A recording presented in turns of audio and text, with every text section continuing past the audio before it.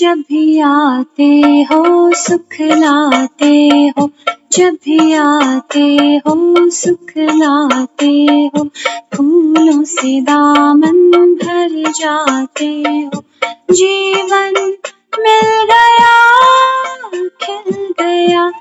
ओ कैसे करूं मैं बाबा तेरा शुक्रिया, कैसे करूं मैं बाबा तेरा शुक्रिया।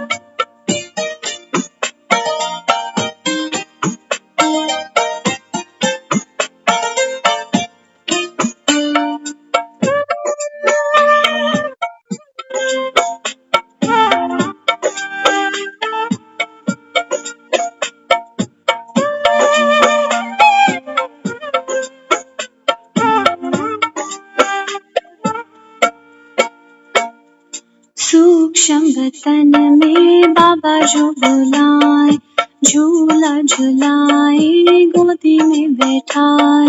सूक्ष्म बतन में बाबा जो बुलाए, झूला झुलाए गोदी में बैठाए। सब कुछ मिल गया मिल गया। ओ कैसे करूं मैं बाबा तेरा शुक्रिया, कैसे करूं मैं बाबा तेरा शुक्रिया।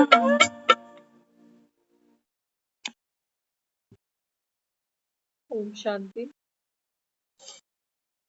तो कैसे बाबा का शुक्रिया करें, जो सपने में भी नहीं सोचा था वो बाबा ने दे दिया। भगवान के बच्चे बन गए, भाग्य विधाता के बच्चे, मास्टर भाग्य विधाता। तो आज की मुरली शुरू करते हैं। बाबा समझाते हैं, मीठे बच्चे यह ज्ञान तुम्हें शीतल बनाता है। आज तक हमने भक्ति में शीतला माँ के दर्शन खूब किए हैं, लेकिन बाबा कहता है भक्ति से कोई शीतला देवी बनती ही नहीं, क्योंकि जो पुजारी है वो पुजारी ही रह जाते। मुझे तो बाबा कहता है भक्ति किसी को बना नहीं सकती। तो ज्ञान क्या करता है? बाबा कहता है ये ज्ञान तुम्हें शीतल बनाता है, शीतला देवी बनाता है। इस ज्ञान से काम क्रोध की आग खत्म हो जाती है, भक्ति से वह आग खत्म नहीं होती। क्योंकि हम सब ने भक्ति का पार्ट भी खेला हुआ है, वो हमको सबको याद है, और अभी हम ज्ञान में भी अपना पार्ट बजा रहे हैं। तो आप खुद कंपेयर कर सकते हो कि भक्ति और अगर ज्ञान की तुलना करें तो भक्ति में तपस्या बहुत है, तप बहुत है। लेकिन बाबा कहता है कि बच्चे वहां से कोई शीतला देवी तो बनती ही नहीं, कोई वैष्णो देवी तो बनती ही नहीं। हाँ, इसलिए बाबा कहता है भक्ति से वह आग तो खत्म होती नहीं। कौन सी?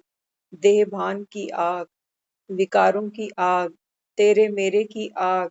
बाबा कहता है वो तो खत्म नहीं होती, बल्कि हम भक्ति करते ही किसी लिए, मैं और मेरे का फैलाव करने के लिए, कि मेरा घर सुखी रहे, मेरे घर के सुखी रहे, पैसा खूब मिलता चला जाए, लालच भी बढ़ती जाती है, लोभ भी बढ़ता जाता है, अहंकार भी बढ़ता जाता है।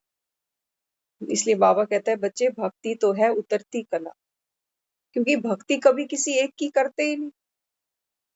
हाँ, बाबा कहते हैं भक्ति भी तुम्हारी व्यभिचारी है, और किसको याद करते हो बाबा कहता है तुम ये भी नहीं जानते। जिसको याद करते हो उसकी बाबा कहता है ऑक्यूपेशन को ही नहीं जानते।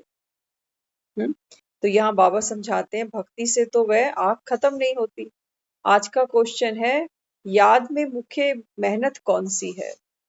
बाबा कहता है बाप को याद करने में सबसे बड़ी मेहनत कौन सी है? आंसर है देह भी याद ना आए।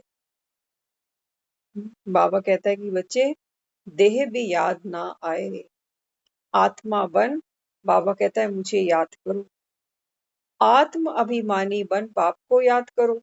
इसमें ही विघ्न पड़ता है, क्योंकि आधा कल्प देह अभिमानी रहे हो। भक्ति माना ही देह की यात्रा। तो भक्ति बिना शरीर के कर सकता है कोई? नहीं कर सकता ना। इसलिए बाबा कहता है द्वापर से लेकर कलयुग तक देह का भान, बाबा कहता है आधा कल्प का तुम्हारा ये पुरुषार्थ है। ये अभ्यास है। बाबा कहता है मैं इससे तुमको मुक्त कराने आया हूँ कि तुम शरीर थोड़े ही हो, तुम तो आत्मा हो। तो आत्म अभिमानी बनकर अपने पिता को याद करो। ओम शांति। याद के लिए एकांत की बहुत जरूरत है। अब बाबा हमको समझाता है याद के लिए एकांत की बहुत जरूरत है। तो ये नहीं सोचना कि बाबा ये कह रहा है कि घर में एक अलग कमरा बनवाओ। नहीं, एकांत का मतलब ये भी नहीं है कि जब घर में कोई ना हो, हम अकेले हो, तब एकांत की जरूरत है। एक अंत, एक की याद में खोए रहना, इसको कहते हैं एकांत। होता है ना कई बारी, कितने लोग हमारे आसपास बैठे होते हैं लेकिन मन हमारा अपनी ख्यालों में खोया होता है। तो सामने वाला कहता है मेरी बात को सुन रहे हो, उसको पता है इसका ध्यान कहीं और है। इसको बाबा कहता है एक के अंत में खो जाना। तो एकांत का मतलब ना तो किसी अलग कमरे से है और ना इस बात से है कि घर में कोई भी ना हो तब बाबा को याद करें। बाबा कहता है माया तुमको इतना मार्जिन कभी देगी भी नहीं। इसलिए बाबा कहता है कि बच्चे एकांत की जरूरत है, माना एक रस बुद्धि की जरूरत है। हाँ, कितने लोग आसपास हो, कैसा भी वायुमंडल हो, लेकिन हम मन से जिसको याद करना चाहते हैं तो उसको याद कर ही लेते हैं ना। वहां कोई बाधा थोड़ी डालता है कि अंदर अंदर हम किसको याद कर रहे हैं। लेकिन बाबा कहते हैं माया तो आकर विघ्न डालती है। पहला पहला शत्रु है देहभान। बाप को याद करने की बजाय देह को याद कर लेते हो, इसको देह का अहंकार कहा जाता है। अब भक्ति तो छूटी, भक्ति होती ही है शरीर के साथ। हम्म, बाबा कहता है जैसे जैसे आपको ज्ञान की समझ बढ़ती है, जैसे जैसे एक बच्चा सियाना होता जाता है तो उसके खिलौने अपने आप छूट जाते हैं। और वैसे हम छोटे बच्चे से अगर खिलौने छीने तो वो देगा हमको? कभी नहीं देगा। रोने लगेगा, चिल्लाने लगेगा, भूखा रह जाएगा उन खिलौनों के लिए, लेकिन वो अपने खिलौने अपने से कभी अलग नहीं करे। लेकिन वही बच्चा जब थोड़ा सा बड़ा होता है, सियाना होता है, तो फिर उसको खिलौनों में कोई रुचि नहीं रहती। ऐसे ही बाबा कहता है बच्चे जब आप ज्ञानी बन गए, समझदार बने, ज्ञान स्वरूप बने, तो बाबा कहता है फिर भक्ति का खिलौना छूट गया ना। हाँ, क्योंकि भक्ति किससे होती है? शरीर से होती है। तीर्थों आदि पर तो शरीर को ले जाना पड़ता है। भक्ति करते हैं, मंदिर कौन चल के जाता है? शरीर जाता है, आत्मा को तो किसी को पता ही नहीं। तो बाबा कहता है शरीर को ले जाना पड़ता है। दर्शन करना है तो शरीर को जाना पड़े। बाबा कहता है कोई मूर्त के दर्शन करने हैं तो कोई शरीर तो बाबा कहता है जाएगा ना मंदिर तक, तभी तो दर्शन होंगे। यहाँ तुमको यही चिंतन करना है कि हम आत्मा है और परमात्मा बाप को याद कर। बाबा कहता है मेरी तो कोई मूर्त है ही नहीं, अमूर्त हूँ, निराकार हूँ। बाबा कहता है मेरा कौन सा मंदिर बनाओगे तुम? इसलिए बाबा कहता है अपने को आत्मा जानो और परम पिता बाप को याद करो। जितना याद करेंगे उतना पाप कटेंगे। भक्ति मार्ग में तो कभी पाप कटते ही नहीं। ज्ञान बिल्कुल नया है, नवीन है। तो कई बच्चे सुनते हैं तो शुरू शुरू में हर्ट फील होता है कि हमने इतने साल भक्ति करी, इतने हमारे देवी देवता, इतने इष्ट महान देवी देवता जिनकी इतिहास महिमा करता है, शास्त्र महिमा करते हैं, क्या उनकी प्रार्थना वंदना पूजा अर्चना करने से हमारे पाप नहीं कटते?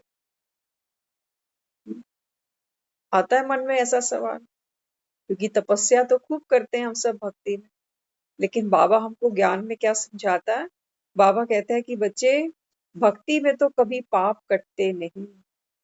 क्यों नहीं कटते? क्योंकि बाबा कहता है भक्ति आपने की है देह के भान से, कि मैं शरीर हूँ, मैं स्त्री हूँ, मैं पुरुष हूँ, मैं बूढ़ा हूँ, मैं बच्चा हूँ, मैं जवान हूँ, मैं रोगी हूँ, मैं स्वस्थ हूँ। इसको बाबा कहता है देह का भान। वो बाबा कहता है शरीर तो तू है नहीं, शरीर तो तू है नहीं। बाबा कहता है पहले तो भक्ति करने वाला झूठा, और फिर तुमने जिसकी भक्ति करी, बाबा कहता है किसकी करी? ये जड़ मूर्तियां बाबा कहता है ये किसने गढ़ी? इनकी यादगार बनाई गई, ये क्या करके गए थे, ये कहाँ चले गए, इनको ये शक्ति किसने दी? देवी देवताओं के पास जो शक्ति है, जो श्रृंगार दिखाते हैं, बाबा कहता है ये किसने कराया, जानते तो कुछ भी नहीं हो। हाँ, झोली पसारने में सारे नंबर वन हो, गिड़गिड़ाने में सब बाबा कहता है नंबर वन, पुकारने में सब नंबर वन हो। तो बाबा कहता है ना, रड़ियां मार मार के तुमने बाप की नींद फिटाई दी, इसलिए बाबा कहता है मुझे आना ही पड़ा भक्ति का फल देने। हाँ, तो बाबा कहता है बच्चे, भक्ति में तो पाप नहीं कटते हैं। कोई बूढ़े होते हैं तो अंदर वहम आता है कि भक्ति नहीं करेंगे तो नुकसान होगा। सोचते हैं सारा जीवन तो दुनियादारी में ही निकल गया, अब बुढ़ापे में कम से कम ये समय तो जो हमको जो मिला है इसको तो हम कैश कर लें। तो देखो, बुढ़ापे में लोग अक्सर मंदिर जाना शुरू करते हैं, जवान लोग बहुत कम मंदिर जाते हैं, बच्चे तो नाम ही नहीं उठता। तो बाबा कहते हैं फिर क्या सोचते हैं, क्योंकि देह का भान है ना, तो सोचते हैं कि अब बूढ़े हो गए। घर के भी लोग कहते हैं कि अब आप बूढ़े हो गए, रिटायर हो गए, अब मंदिर में जाओ, पाठ पूजा में ध्यान लगाओ।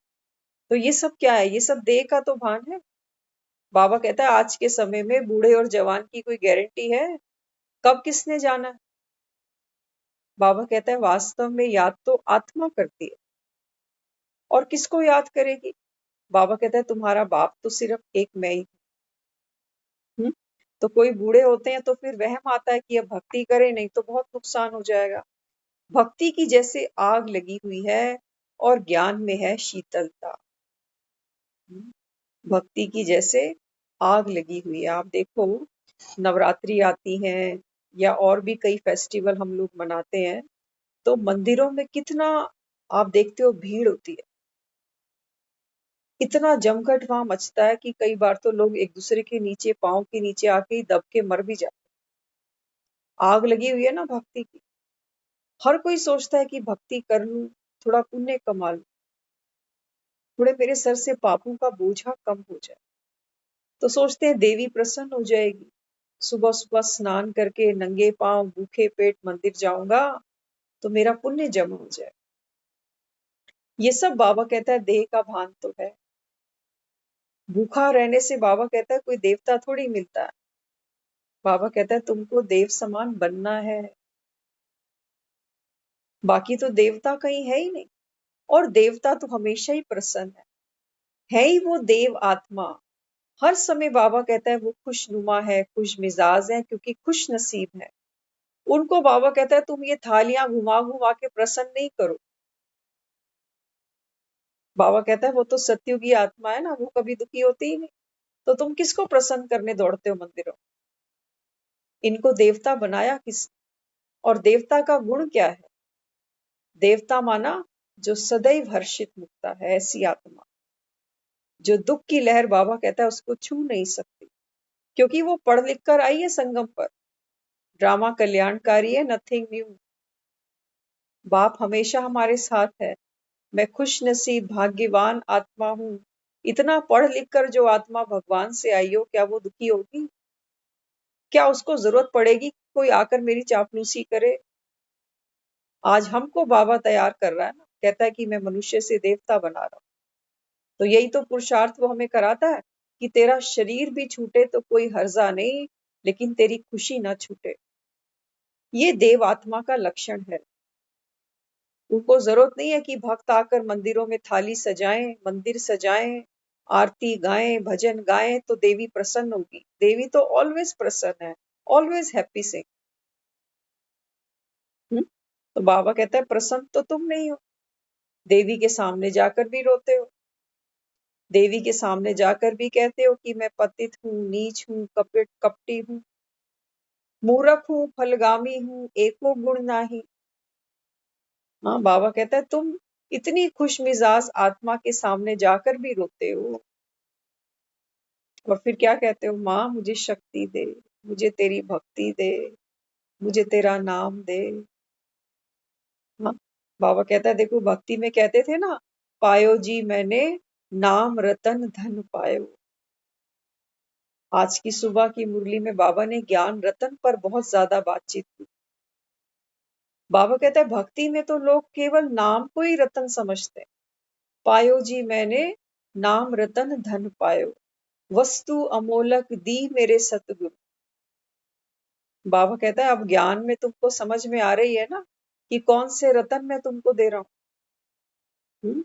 बाबा कहते हैं ये एक एक रतन ज्ञान का कि तू आत्मा है, मैं तुझ आत्मा का पिता हूँ, ये संगम का समय है, अब घर चलना है, नथिंग न्यू, माँ मरे तो हलवा खाना। बाबा कहता है ये सब ज्ञान के रतन है, ये है वस्तु अमूलक दी मेरे सतगुरु। ये बाबा कहता है बच्चे कुछ भी जाए तेरी खुशी ना जाए, ये है ज्ञान के रतन।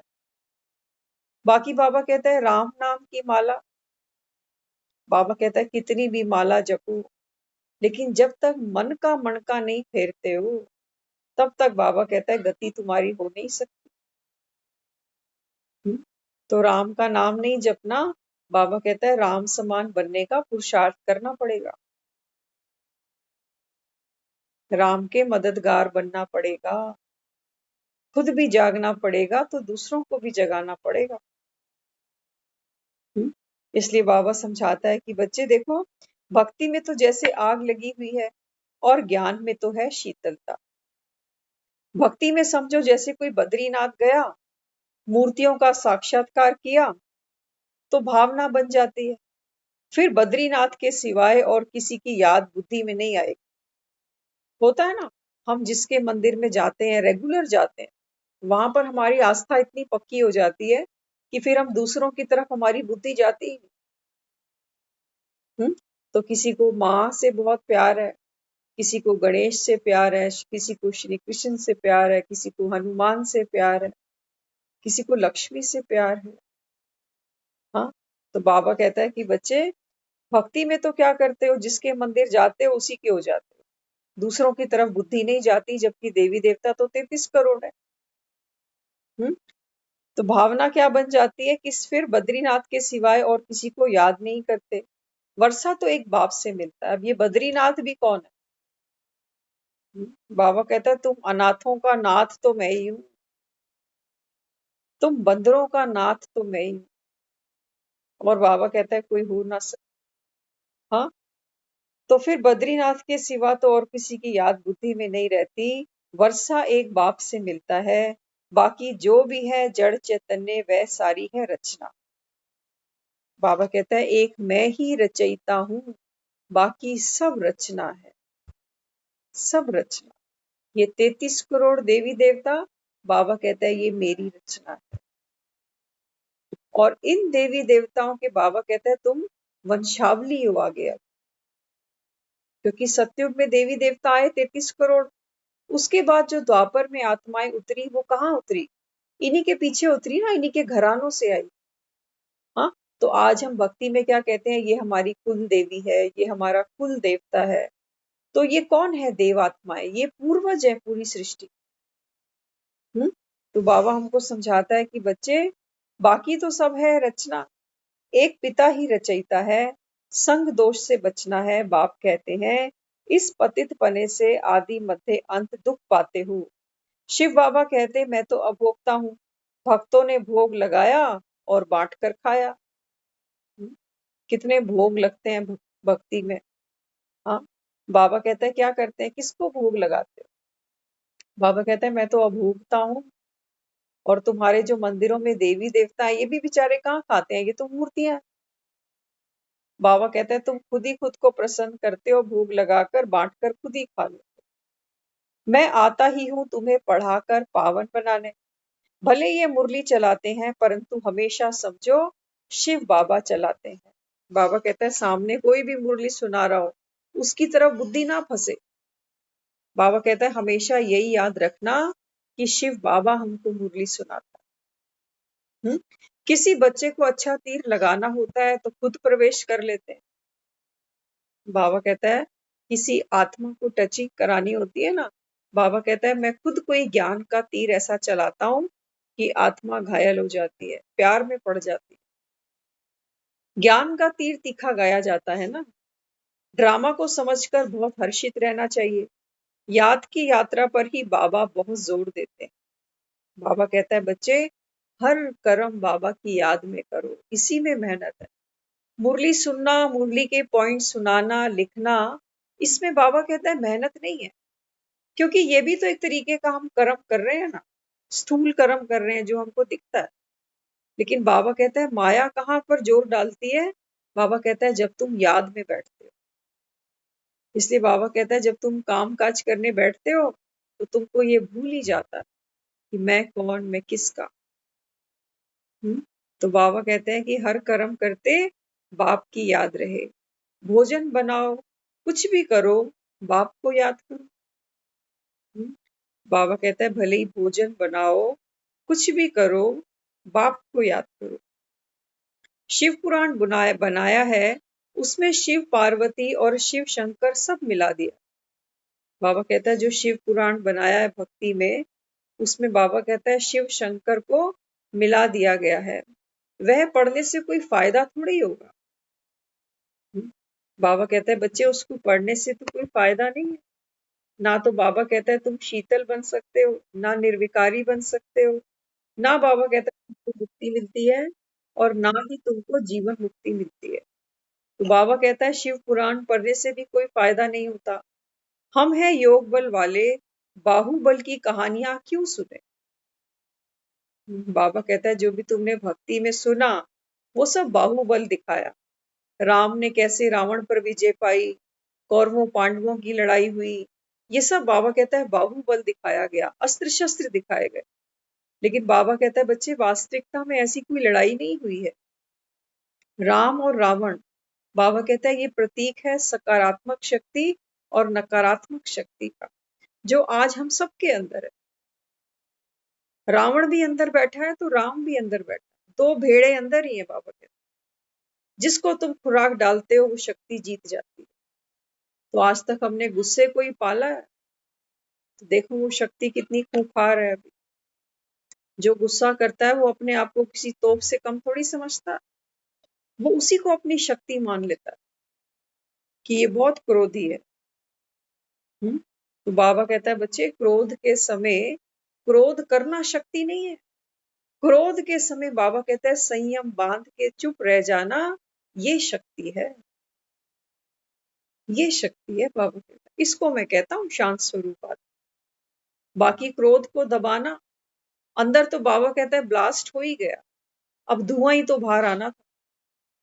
बाबा कहता है फिर धुआं आज अगर दबा भी दिया तो कल निकलेगा, कल निकलेगा। कई लोग क्या करते हैं, जब गुस्सा आता है ना तो गुस्से का धुआं निकालने के कई रास्ते होते हैं। मोस्ट प्रोबेबली हम मुख से ही कोई बात करते हैं, कहते हैं ना आग बरसती है मुंह से जब गुस्सा आता है। कई बार आंखों से भी गुस्सा निकलता है, कई बार हाथों से भी निकलता है। कई बार हम घर की कोई चीज तोड़ फोड़ देते हैं क्योंकि सामने वाले पे ज्यादा जोर नहीं चलता। तो गुस्सा माना डिस्ट्रॉय करने वाली शक्ति, ये डैमेज करती है। ये बाहर भी डैमेज करती है, हमारे संबंध डैमेज करती है, स्वयं हमको डैमेज करती है, हमारी शक्ति को डैमेज करती है। तो बाबा कहता है कि देखो बाहुबल की कहानियां तो फिर क्यों सुनो, तुम्हारी तो बाबा कहता है जीत होगी योग के बल से। सबसे दुर्दशा तो मेरी करते हो। बाबा कहता है सबसे बड़ी दुर्दशा किसकी करते हो? बाप की। क्या करते हो? खिला पिला कर कह देते ठिक्कर बित्तर में भी। एक तरफ तो बाबा कहता है भोग लगाते हो बड़े सुंदर सुंदर, भोग लगाकर बांट कर खुद ही खा लेते हो, और फिर बाबा कहता है मेरी दुर्दशा कैसे करते हो? खिला पिला कर कह देते हो कि भगवान तो ठिक्कर बित्तर में भी है, चूहे में भी है, बिल्ली में भी है, खरगोश में भी है, शेर में भी है, गधे में भी है, बैल में भी है, तो गाय में भी है। छोड़ा बाबा कहता है किसी को तुमने। सोचो किसी ने क्यों बोला होगा कि सबके अंदर भगवान, बड़ी श्रेष्ठ भावना रही होगी, क्योंकि उसको पता है कि आने वाली जो मनुष्य जाति है इसका स्तर तो गिरेगा ही। तो किसी ने अगर बोला कि सबके अंदर आत्मा है और आत्मा कभी किसी की दुखाओ नहीं, तो किसी ने ये बोला था कि ये जो जानवर है ना जो मुख से बेचारे बोल नहीं सकते, इनको दुख नहीं देना। आज देखो इंसान क्या नहीं कर रहा, क्या नहीं कर रहा आज इंसान, क्या काट कर वो नहीं खा जाता। कण कण में भगवान कहने वाला इंसान आज क्या छोड़ता है किसी को? बाबा कहता है शास्त्रों का भी तो मान नहीं रखा तुमने। कहाँ मान रखा। हाँ, जाकर मंदिरों में बकरों की बलि दे आते, मान रखा तुम? बकरे बेचारे को पता भी नहीं कि मुझ निर्दोष की बलि क्यों दी जा रही है। एक बार हम सुन रहे थे, क्योंकि कई लोग खाते हैं इस टाइप का भी तामसिक खाना, तो बताया एक बार एक बस जा रही थी। बस थी तो ऐसा रास्ता था, पहाड़ी एरिया से बस निकल रही थी। तो अचानक जो ड्राइवर था उसने देखा कि कुछ बकरे बकरियों का झुंड आगे से निकल रहा है। तो जैसे ही उसने सडन ब्रेक दी तो वो जो बस थी वो बैलेंस उसका बिगड़ गया, और ऐसा बैलेंस बिगड़ा उन बकरियों को बचाने के चक्कर में कि वो जो बस थी वो खाई में जाकर गिरी। अब जब वो बस खाई में जाकर गिरी तो जितने भी उस बस के अंदर पैसेंजर बैठे हुए थे, कई तो ऑन द स्पॉट खत्म हो गए, कई थोड़े बहुत जिनको इंजरी हुई, और कई ऐसे थे जिनको कुछ भी नहीं हुआ, बाल भी बाका नहीं। तो जब वो सारे उस इंसिडेंट से बाहर निकले तो किसी के मन में ये सवाल आया कि देखो, बस भी एक ही थी, ड्राइवर भी एक ही था, एक ही जगह बस गिरी, फिर ऐसा इतना बड़ा भेद क्यों हो गया कि कोई तो बेचारे उसी समय शरीर छोड़ गए, कोइयों को थोड़ा बहुत नुकसान हुआ और कोई बिल्कुल भले चंगे। हम्म, क्या मन में आता होगा। हाँ, तो समझाने वाले ने कितनी प्यारी बात समझाई।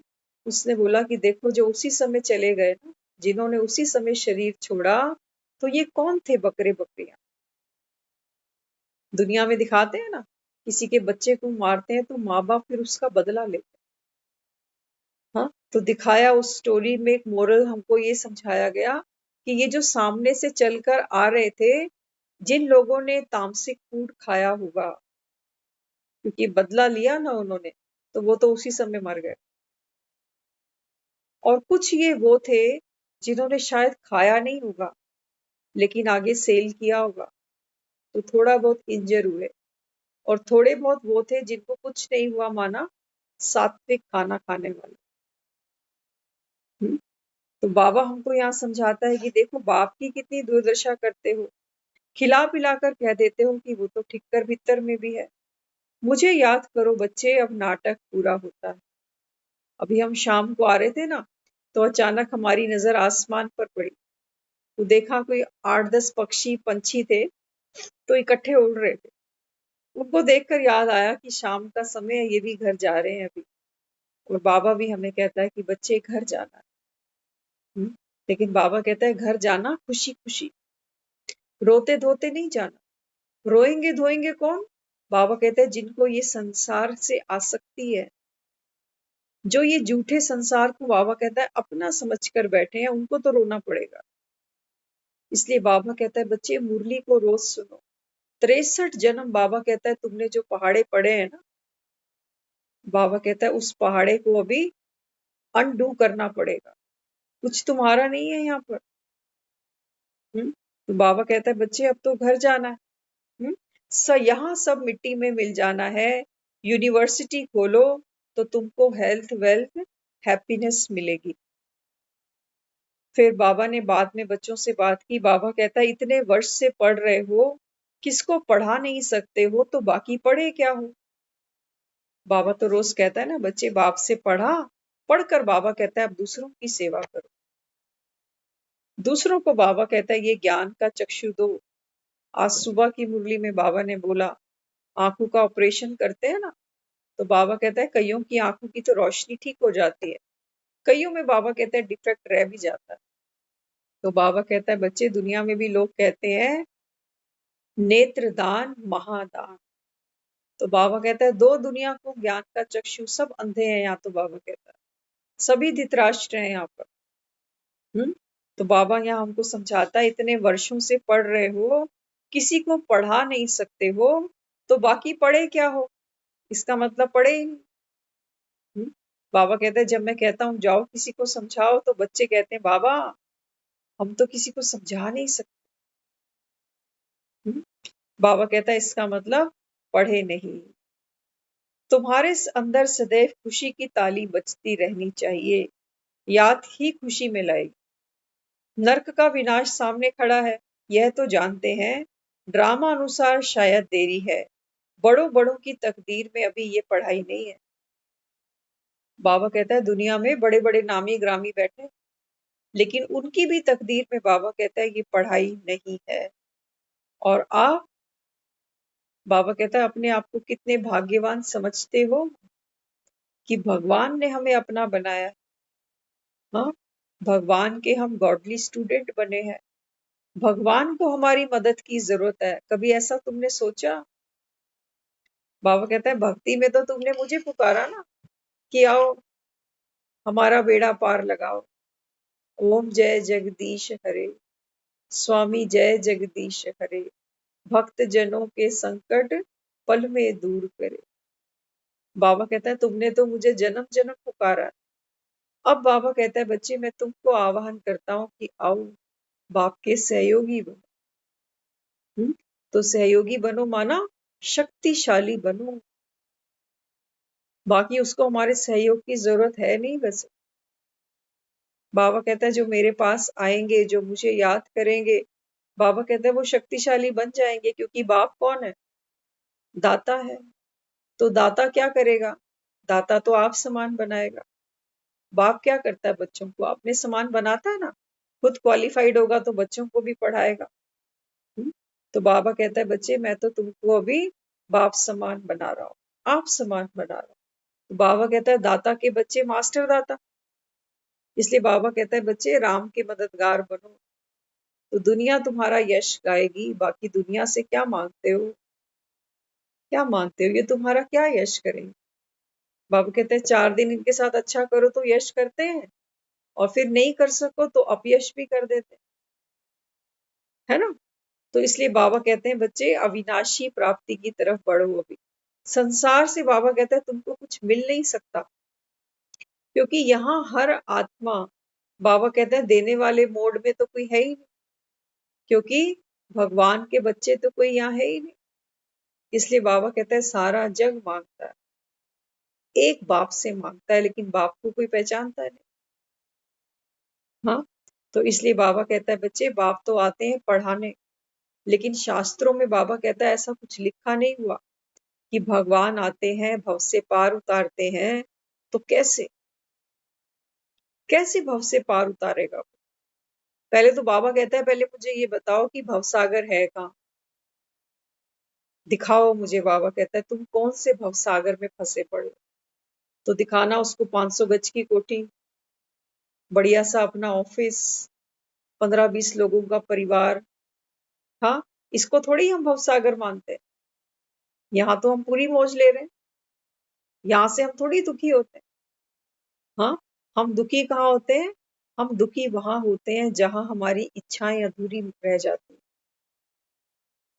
वो हमको सताती कि इतना तो मिल गया, और जो मिला अगर उसमें भी कोई कमी रह जाती है, कोई पेपर वहां पर भी आ जाता है, तो हम फिर से दुखी हो जाते हैं। हाँ, तो बाबा कहता है बच्चे जो भवसागर पार आप उतरना चाहते हो, वो भवसागर पहले पहचानो तो सही कि भवसागर है कौन सा, कहाँ तुम गोते खाते हो।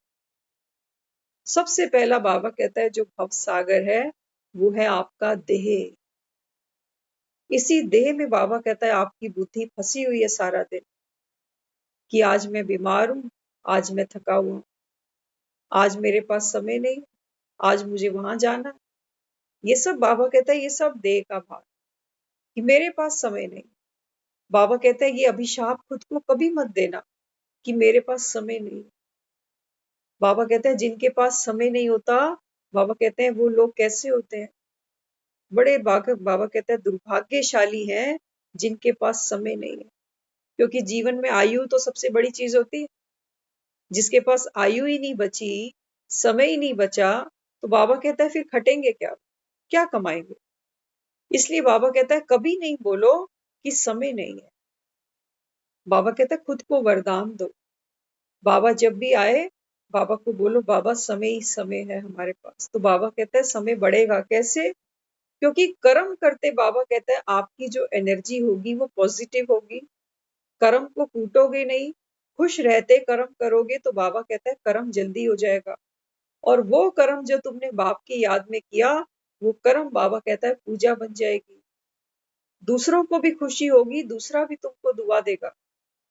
और बाबा कहता है जहां दुआ भी साथ हो, तो बाबा कहता है वहां सफलता हुई पड़ी है। इसलिए हमेशा अपने आप को कहना कि समय है, कभी नहीं कहना समय नहीं। बाबा कहता है बाकी मैं संभाल लूंगा। हाँ, तो यहाँ बाबा हमको समझाते हैं कि बच्चे याद से ही खुशी आएगी। नर्क का विनाश तो देखो सामने खड़ा है, यह तो जानते हैं ड्रामानुसार शायद देरी है, तो बड़ों बड़ों की तकदीर में भी अभी यह ज्ञान नहीं है। बाबा कहता है वैसे तो दुनिया में किसी को ज्ञान चाहिए भी नहीं। ये सब बाबा कहता है देह के भान में बैठे हैं, ये कहते हैं हम बहुत पढ़े लिखे हैं, हमको सब पता है। हाँ, कई तो कहते हैं ये जो सुनाने बैठते हैं ना, ये दूसरों को बेवकूफ बनाते हैं, ये पैसा ठगते हैं कि आओ यहाँ चढ़ावा चढ़ाओ और सुनो क्या हम सुनाते हैं। तो बाबा कहता है ज्ञान की दरकार सबको नहीं है।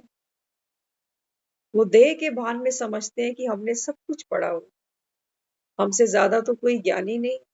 बाबा कहता है बच्चे जब सारे इतने ज्ञानी हो, तो बाबा कहता है फिर मुक्ति क्यों मांगते हो, फिर भक्ति का फल क्यों मांगते हो, फिर याद किसको करते हो जब ज्ञानी ही बन गए। बाबा कहता है फिर दुख क्यों है जीवन में। बाबा कहता है ज्ञानी का मतलब तो वो होता है जो आत्मा परमानंद तक पहुंच गई। अब सुख और दुख उसको दुखी नहीं करते, सुख उसको सुखी नहीं करेंगे, दुख उसको दुखी नहीं करेंगे। ये कैसा ज्ञान है बाबा कहता है तुम्हारे पास। तो इसका मतलब तो ये किताबी ज्ञान, किताबें पढ़ी हैं, कंठस्थ करी हैं, श्लोक रटे पड़े हैं, एक एक का अर्थ पता है, लेकिन बाबा कहता है आपका जीवन वो तो ज्ञान स्वरूप नहीं बना ना। तो दो बातों में फर्क है, एक को हम कहते हैं ज्ञानी और एक को हम कहते हैं ज्ञान स्वरूप।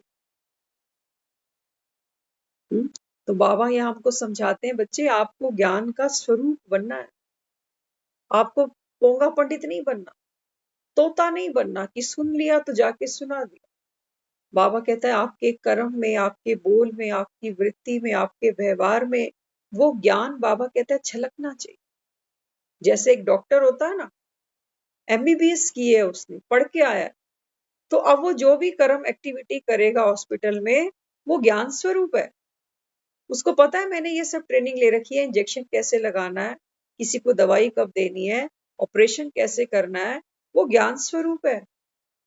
वो सिर्फ ज्ञानी नहीं है जो सुनकर आया कि ऑपरेशन थिएटर में ले चलो, अंदर क्या करना है वो उसको पता ही नहीं। इसलिए बाबा कहता है बच्चे दो चीजों में डिफरेंस पहचानो। तो बाबा कहता है ये जो ज्ञान अभी आपको मिल रहा है, ये बड़े बड़े नामी ग्रामी है, कोई सीएम बना, कोई पीएम बना, बाबा कहता है उनको भी ये ज्ञान नहीं मिल रहा, क्योंकि बाबा कहता है ये रीत नहीं है। दान हमेशा गरीबों को दिया जाता, साहूकारों को दान नहीं किया जाता। भक्ति में भी तो यही करते हैं ना, गरीबों को जाकर दान करके आते हैं। पैसे वाले को दान करेंगे, लेगा वो, उसके पास तो खूब पैसा है, वो कहेगा तू बता तुझे क्या चाहिए, हमें दान करेगा क्या, हमसे भी बड़ा हो गया। इसलिए बाबा हमको कहते हैं कि बच्चे आप हो, बच्चे कौन, गरीब। तो गरीब सिर्फ ये नहीं समझना कि हमारे पास दाल रोटी नहीं है या हमारे पास धन का अभाव है, नहीं। बाबा कहता है बच्चे आप गरीब हो क्योंकि परमात्मा की प्यास है आपके अंदर। आप गरीब हो क्योंकि बाबा कहता है आप बाबा से क्या मांगते हो, शक्ति मांगते हो, गुण मांगते हो, धैर्यता मांगते हो, विनम्रता मांगते हो। ये गरीबी तो है ना हम सबके अंदर। हाँ, तो बाबा कहता है मैं तुमको बुद्धि भी देता हूँ, ज्ञान भी देता हूँ, प्यार भी देता हूँ। हाँ, तो बाबा कहता है ये है तुम्हारी गरीबी जो तुमने दुनिया से मांगा, किसी से प्यार मांगा, किसी से सहयोग, किसी से कुछ भी। बाबा कहता है जो अपेक्षा आपने रखी तो मांगा ही ना किसी से। तो बाबा कहता है सबने यथाशक्ति दे दिया। जैसे कभी कभी कोई भिखारी आता है, कभी मूड अच्छा होता है तो हम 5-10 रुपए दे देते हैं, नहीं मूड अच्छा होता तो कहते हैं जा अगले घर जा, खट्टा खट्टा है कमा के खा नहीं सकता। बाबा कहता है ऐसी दुनिया है, कभी मूड अच्छा होता है तो कभी आकर सहयोग कर जाते हैं, नहीं होता तो फिर देखना भी पसंद नहीं करते, कहते हैं हर बार का ठेका थोड़ी है हमारा। इसलिए बाबा कहता है बच्चे बाप को पहचानो, अभी नहीं तो फिर कभी भी नहीं। तो यहाँ फिर बाबा समझाते हैं, रूहानियत के प्रभाव द्वारा फरिश्तेपन का मेकअप करने वाले सर्व के स्नेही भव। बाबा कहता है बच्चे, रूहानियत के प्रभाव द्वारा फरिश्तेपन का मेकअप करने वाले, तो जो फरिश्ते होते हैं ना, फरिश्ते हमेशा उड़ते हुए दिखाए हैं, है ना, कभी जमीन पर नहीं चलते फरिश्ते। तो फरिश्तों का मेकअप कैसा है? लाइट स्वरूप। लाइट के बाबा कहता है अर्थ देखो कितने हैं। एक लाइट का मतलब होता है रोशनी। आज मॉर्निंग में बाबा ने बहुत बार बोला, अभी तुमको रोशनी मिली है, अभी तुमको रोशनी मिली है, माना ज्ञान मिला। और बाबा कहता है लाइट का मतलब हल्का। तो बाबा कहता है बच्चे, जितने आप ज्ञान को समझकर अपनी स्थिति को हल्का बनाते हो, उतना बाबा कहता है आपके अंदर रूहानियत का प्रभाव बढ़ता है। और उसके बाद बाबा कहता है ये फरिश्ते का मेकअप हो गया। देह के आकर्षण से परे, देहिक दुनिया के अभाव प्रभाव से परे, ये फरिश्तापन की स्थिति। तो बाबा कहता है जब ऐसे बनते हो तो सर्व के प्यारे बन जाते हो। आज हम अब जिस घर में बैठे हैं, हम 2 लोगों के प्यारे हैं, 10 लोगों के प्यारे हैं, क्योंकि हमने पूरा जीवन इनके लिए किया है ना। बाकी मोहल्ला, पूरा शहर, पूरा इंडिया और फिर ये पूरा विश्व, इसके लिए हमने कुछ नहीं किया। लेकिन बाबा अभी हमको क्या युक्ति देता है? बाबा कहता है बच्चे, अपने घर में ही बैठ के ना विश्व कल्याणकारी बन जाओ, हर आत्मा की सेवा तुमको करनी। तो बाबा कहता है यही वो समय है जब तुम पद्मा पदम भाग्यशाली बनते हो, क्योंकि अनेक आत्माओं की सेवा बाबा कहता है आप मनसा द्वारा करते हो, है ना। तो मनसा से, बाबा कहता है वाचा से, तो कर्मणा से। कर्मणा की सेवा भी लिमिटेड हो सकती है, कोई कितने घंटे करेगा। वाचा की सेवा भी लिमिटेड है, हम कितना किसी को समझा लेंगे, अगला क्या समझेगा वो मदार उसकी बुद्धि पर है। लेकिन मनसा से, बाबा कहता है मनसा सेवा भी आप तब कर सकते हो जब आपका मन शक्तिशाली होगा। सिर्फ मुख से कहने से कि इसका भी भला हो जाए, इसका भी भला हो जाए, ऐसे भला नहीं होता, है ना। देखते हैं ना, वो भिखारी भी बैठकर यही कहता है कि जो दे उसका भी भला, जो ना दे उसका भी भला। दिखता तो ऐसे है कि ये सबको दुआएं दे रहा, लेकिन बाबा हमको कहता है कि बच्चे, मनसा जब तक आपकी पावरफुल नहीं है, वो मन जो दूसरों से मांगता है, वो शक्तिशाली नहीं हो सकता। भिखारी तो मांग रहा है, किसी से 2 रुपए, किसी से 10 रुपए, किसी से कुछ, किसी से कपड़ा, किसी से रोटी। तो मांगने वाला मन कैसे शक्तिशाली हो सकता? बाबा कहता है शक्तिशाली मन वो है जो संतुष्ट है। बाबा कहता है जहां बैठे हो, जैसे हो, बाबा कहता है संतुष्ट मणि भव। जिसको भगवान मिला, बाबा कहता है कुछ और चाहिए? अगर चाहिए तो बताओ। बाबा कहता है ऐसा तो नहीं सोचते बड़ा मकान चाहिए, बड़ी गाड़ी चाहिए तो बाबा की सेवा करेंगे। बाबा कहता है नहीं बच्चे, जो मन संतुष्ट है, बाबा कहता है वो राजा है। और राजा, बाबा कहता है, अनेकों को दुआ देता है, क्योंकि अपना मन उसका अभाव में नहीं है, किसी के प्रभाव में नहीं है कि मेरे पास ये सुख क्यों नहीं है, मेरे पास ये वैभव क्यों नहीं। बाकी बाबा कहता है जो असंतुष्ट है, ये सबसे बड़ा अभिशाप है, क्योंकि बाबा कहता है असंतुष्टता कभी संतुष्टता में बदलती नहीं है। एक मन की इच्छा पूरी होती है, 5 और खड़ी हो जाती है ना। इसलिए बाबा हमको समझाते हैं बच्चे, अपने आप को हमेशा स्मृति दिलाओ कि मैं जो हूं, मैं जैसा हूं, मैं जहां हूं, जिस छत के नीचे हूं, जो भी मुझे खाने को मिल रहा, जो भी मेरे साथ सहयोगी आत्माएं हैं, मैं सबसे संतुष्ट हूँ। ये खुशी हो आपके अंदर। सिर्फ मन भारी करके नहीं बोलना कि हाँ मैं तो खुशी हूँ, अब क्या करें, वो वाला संतुष्टि नहीं। बाबा कहता है वो तो वो बात होगी ना, जैसे अंगूर खट्टे हैं तो क्या करें फिर, और तो कोई रास्ता ही नहीं है, तो जहां बैठे हैं तो संतुष्ट हो ही जाते हैं फिर, वो नहीं। बाबा कहता है संतुष्टता माना खुशी। तब बाबा कहता है आपका मन शक्तिशाली बनकर किसी को दुआ दे सकता है। जो खुद संतुष्ट होगा, बाबा कहता है वही किसी को आशीर्वाद देगा। आज देखो दुनिया में लोग जाते हैं दूसरों से आशीर्वाद मांगते हैं कि आप दुआ करो हमारा ये काम कामयाब हो जाए। अब देखो माँ बाप अपने बच्चे को कहते हैं जा तू पास हो जाए, और अंदर अंदर ही सोचते हैं ये पढ़ता तो है ही नहीं।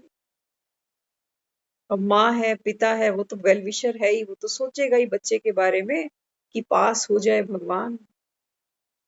लेकिन अंदर अंदर वो ये जानते हैं कि इसकी पढ़ाई में रुचि नहीं है, पढ़ा भी नहीं है, पता नहीं फर्रे चलाएगा कि क्या करेगा, भगवान इसको पास करा दे। तो ये आशीर्वाद तो उन्होंने दिया बच्चे को, लेकिन ये बाबा कहता है ये आशीर्वाद है नहीं, क्योंकि अपना मन हलचल में है अभी कि इसका होगा क्या। तो बाबा कहता है फिर ऐसा मन दूसरे के लिए दुआ नहीं बन सकता ना। अगर डॉक्टर भी डाउटफुल है कि जो दवाई मैं पेशेंट को दे रहा हूँ पता नहीं काम करेगी कि नहीं करेगी, तो बाबा कहता है फिर पेशेंट का कुछ हो नहीं सकता, है ना। तो अपने बच्चे के हम वेल विशर हैं, हम हमेशा उसकी शुभ भावना रखते हैं, लेकिन अगर हमारा मन अपने बच्चे के प्रति डोल रहा है कि होना तो इसका अच्छा ही चाहिए क्योंकि मेरा बेटा है, क्योंकि मेरा बच्चा है, लेकिन हमको अंदर से ये भी पता है कि ये इतना कैपेबल भी नहीं। कई पेरेंट्स कहते हैं भगवान ने तेरे को देखभाल के टीका लगाया, ज्यादा अहंकार मत किया कर, कहते हैं कई लोग, है ना। तो बाबा हमको यहाँ समझाता है बच्चे दूसरे को अगर दुआ देनी है, हमारा मन शक्तिशाली होना चाहिए। हमको पता है हमारे बच्चे ने अच्छी तैयारी नहीं की, लेकिन वहां पावरफुल बन जाओ, वहां ये दुआ करो कि इसने बहुत अच्छी तैयारी की है, इसका ये सपना है कि ये अच्छे नंबर लेकर आएगा, और आज इसका ये सपना पूरा हो जाएगा। तो आप देखना फिर ये जो दुआएं जो हम ये सोचते रहते हैं ना अंदर अंदर, ये एक एक आशीर्वाद होता है अपने बच्चे के लिए हमारा। कई बार बच्चे बिजनेस शुरू करते हैं, हम दे भी देते हैं पैसा, अंदर अंदर डरते रहते हैं ये डुबो देगा, ये डुबो देगा, इसने कई बार डुबोया, ये इस बार भी डुबो देगा। तो वो बनते काम भी उसके कभी नहीं बनते, क्योंकि एक एक हमारा संकल्प रोज यही सोचता जाता है कि ये गया पैसा, अब ये वापस नहीं आएगा, अब ये चला गया। तो हमको फिर क्या सोचना है, पैसा तो देना ही था उसको। अब बच्चा है हमसे नहीं मांगेगा तो किससे मांगेगा, है ना। तो बाबा कहता है जब दे दिया तो इस संकल्प के साथ दो कि ये जो पूंजी हमने इस बच्चे को दी है, ये पूंजी इस बच्चे का भाग्य बना दे, है ना। तो बाबा कहते हैं जब आपकी मनसा पावरफुल होगी, माना बीच में फिर कोई और संकल्प नहीं, ऐसा नहीं कि एक तरफ तो हम बच्चे को दूध दे रहे हैं और फिर बीच में एक नमक की चुटकी भी डाल देंगे, वो काम नहीं करेंगे कि 10 विचार अच्छे करे और एक विचार हमने नेगेटिव भी कर लिया, तो ये जैसे दूध में नमक का काम हो जाएगा। जब अच्छा सोचना, कहना कर्म करो और फल की चिंता मत करो। कर्म कर लो, बच्चे को दे दो आशीर्वाद या जो कुछ उसको संतुष्टि देनी हो, तो मतलब फल की चिंता मत करो, उस कर्म जैसा करेगा उसी जैसा पेपर करेगा वैसा ही तो पाएगा। बिल्कुल बिल्कुल। यहाँ पर हमको ये दुआ भी देनी है कि जो ये कर्म कर रहा है इसका फल इसको मीठा ही मिलेगा। है जब हम बच्चे के लिए दुआ करें तो हमको साथ में ये तो ऐड कर सकते हैं ना कि ये जो बच्चा कर्म कर रहा है इसका फल इसको मीठा मिलेगा। हम ये नहीं सोचे कि कड़वा होगा, कि पता नहीं कुछ मिलता भी है कि नहीं मिलता, क्योंकि उस समय हमारी ड्यूटी क्या है, हम वहां मनसा सेवा करने बैठे हैं। ये तो दुनिया जानती है कि जो कर्म कर रहा है जो फल मिलेगा वो मिलेगा। तो वो तो मीठा ही देंगे, वो जो अपना मतलब जिसको ब्लड रिलेशन है हम्म, आसक्ति होगी तो अपने अपने को तो मीठा ही देगा, कड़वा कौन देगा। ये आपने बहुत अच्छा पॉइंट अभी बोला। इसी पॉइंट पर हम बात कर रहे हैं अभी, कि आपने बोला ना कि जिससे हमारा ब्लड रिलेशन है, जिससे हमारी आसक्ति है, उसके लिए तो हम यही सोचेंगे कि इसको मीठा ही फल मिलना चाहिए। अब ऐसी आत्मा मनसा सेवा नहीं कर सकती, ऐसी आत्मा कभी मनसा सेवा नहीं कर सकती। हम ये कह रहे हैं कि मैं ब्लड देने को तो तैयार हूं, लेकिन मेरा ये ब्लड किसी इमरजेंसी पेशेंट को नहीं देना, ये मेरे किसी घर के को ही देना। ये है बाबा कहता है अटैचमेंट, ये मोह है। बाबा कहता है ये मनसा सेवा नहीं हो रही। मनसा सेवा माना बाबा कहता है बेहद की सेवा। जैसे दुनिया के सब बच्चे हैं ऐसे ये भी एक बच्चा है, और आत्माओं की तरह ये भी एक आत्मा है। तो उसमें हम ये नहीं काउंट करेंगे कि मेरा इससे ब्लड रिलेशन है या मेरी, क्योंकि मुझे तो घर में पैसा ही चाहिए, बच्चे की खुशी ही चाहिए, तो मैं कब बोल सकती हूँ कि इसका बुरा हो जाएगा? कभी नहीं बोल सकते। लेकिन हम बात ये कर रहे हैं कि जब हम घर में भी बच्चों के लिए कुछ अच्छा करना चाहते हैं, तो कहीं ना कहीं हमारे मन में थोड़ा डर रहता है। उस डर के ऊपर बाबा बता रहा है कि बच्चे, वो डर क्यों रहता है? वो मोह के कारण डर रहता है। मोह को बाबा कहता है गिराओ नीचे। और यहाँ बाबा कहता है शक्तिशाली मनसा के साथ अपने मन की पावर को बढ़ाते हुए उसको दुआ देनी है। यहाँ बेटे को दुआ नहीं देनी, यहाँ आत्मा को दुआ देनी। तब बाबा कहता है ये ज्ञान की सुई, ये बाबा कहता है ये दुआएं उस आत्मा को लगेंगी। नहीं तो फिर बच्चे भी बेचारे दुखी होते हैं, कहते हैं नुकसान तो हुआ, अब ये माँ बाप को सुनाना तो और भी बड़ा भारी काम। वो नुकसान तो बेचारे फिर भी झेल लेते हैं, लेकिन वो पेरेंट्स को फेस करना बड़ा टफ समझते हैं, क्योंकि हम भी मोह में थे, वो बच्चा भी मोह में, तो हमारा फेट टूटता है। अगली बार वो बच्चा हमसे पैसे नहीं मांगेगा, वो कहेगा एक बार तो डुबो दिए, बार बार किस मुंह से जाऊंगा। माँ बाप भी फिर टॉर्चर करते हैं, अरे कितनी बार देंगे भाई, इतना नहीं है हमारे पास, है ना। तो यहाँ बाबा हमको समझाता है कि बच्चे सर्व के स्नेही बनना। मेकअप के बाद कोई कैसा भी हो बदल जाता है, मेकअप से सुंदर लगता है ना। तो बाबा कहता है तुमने जो किसी की सेवा करी ये फरिश्ता बनकर करी, आप 2 या 4 बच्चों के मदर फादर नहीं बनकर बैठे अभी। तो बाबा कहता है जैसे किसी का मेकअप करो तो उसकी लुक कितनी बदल जाती है ना। तो बाबा कहता है आप भी फरिश्ता बन गए ना अभी, आप पुराने नहीं हो, अभी आप नए बन। तो नए माना हमारा मन शक्तिशाली, हमारे विचार समर्थ शक्तिशाली। तो बाबा कहता है ये मेकअप फिर क्या करता है, दूसरे को भी बाबा कहता है आकर्षित करता है। जब हमारा मन पावरफुल होता है, हमारी वाइब्रेशंस पावरफुल होती हैं, तो वो दूसरी आत्मा जो थोड़ा सा नुकसान भी करके आई है, उसको भी हम हिम्मत देते हैं कि कोई बात नहीं, हमने भी किया हुआ ये सब। हाँ, तो अपनी लाइफ में बाबा कहता है ना तो वो कभी खुद उदास परेशान होते हैं और ना सामने वाले को कभी होने देते, क्योंकि मेकअप है ना, बाबा कहता है मेकअप तो दूसरे को भी आकर्षित करता है, सुख देता है। तो आप तो फरिश्ता बने हो। हम्म तो यहाँ भी फरिश्ता बन के मेकअप से चमकने वाले लगेंगे, यह मेकअप सबको स्नेही बना देगा। बाबा कहता है घर में फरिश्ता बनकर बैठना, उदास नहीं होना कभी कि ये तो हुआ ही नहीं, सोचा तो इतना था, हुआ तो इतना सा भी। फरिश्ता बाबा कहता है ऐसे कभी नहीं सोचता, जो हुआ सो अच्छा। बाबा कहता है जो होना है वो इससे भी अच्छा। ये है बाबा कहता है आपका ब्राह्मण जीवन। फिर आज का स्लोगन है ब्रह्मचर्य योग तथा दिव्य गुणों की धारणा ही वास्तविक पुरुषार्थ है। बाबा कहता है जितना दिव्य गुणों को धारण करोगे, जितना आत्मा समझ बाप को याद करोगे, यही बाबा कहता है आपका सच्चा सच्चा पुरुषार्थ है, सच्चा सच्चा तीर्थ है। ओम शांति।